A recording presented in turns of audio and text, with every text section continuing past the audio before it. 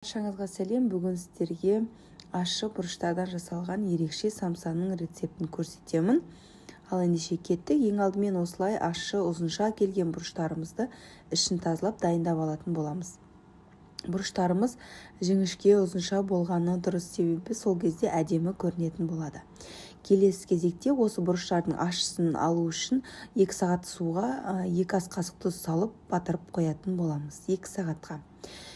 Келесі кезекте бізге ет керек болады. Етіміз 300 грамм етке 1 ас қасық майонезімізді салатын боламыз. Одан кейін 1 жұмыртқамызды салып, келесі кезекте керегінше өзіңізге ұнайтын бұрыштарды немесе тұз бұрыш, қара бұрыш, қызыл бұрыш немесе кинзаны салсаңыздар болады. Одан кейін 2 пиязымызды ашып алып, оны блендерден өткізіп, майдалап өткізіп, осылайдан салып араластыратын боламыз. Жақсылап араластырып аламыз. Жаңағы суға қойып қойған перецтерімізді 3-4 сағаттай ұстасаңыздар, ащылығының барлығы кетіп қалатын болады. Мінекей біздің перецтеріміз дайын. Енді олардың ішінде осылай фарштардың барлығын жайғастыратын боламыз.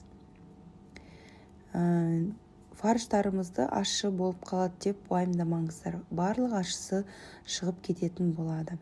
Мінекей барлығын дайындап алдық. Енді кезекте қатпарлы қамырымызды жайып алатын боламыз. Қатпарлы қамырды сатып алсаңыздар да болады, немесе өздеріңіз жасасаңыздар да болады.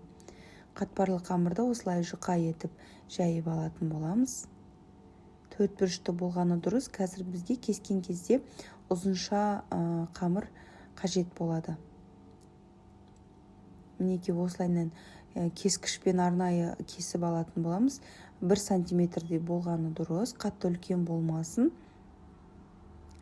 Кесіп алғаннан кейін, содан соң перецтерімізге осылай қамырды сыртын орап шығатын боламыз.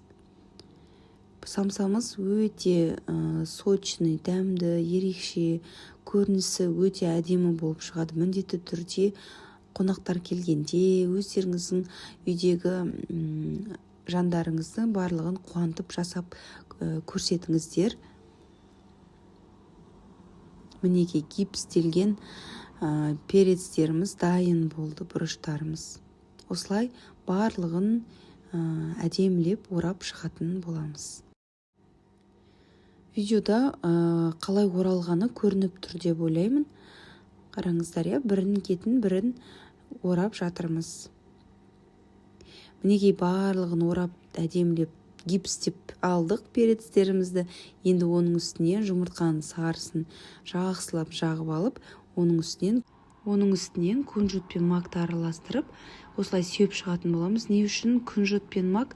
Себебі көрінісі қара мен сары күнжіт әдемі көрінеді піскен кезде, сондықтан солай. Міне қараңыздар, өте әдемі көрінісі ерекше болып пісіп шықты біздің бұрыштан жасалған самсаларымыз. Осылай кесіп қараған кезде ішінің өзі әдемі ерекше болып тұрады. Міндетті түрде үйдегілеріңізге жасап, қонақтарыңызға жасап, қуантып, ерекше самсаларды жасаудан бірінші болыңыздар.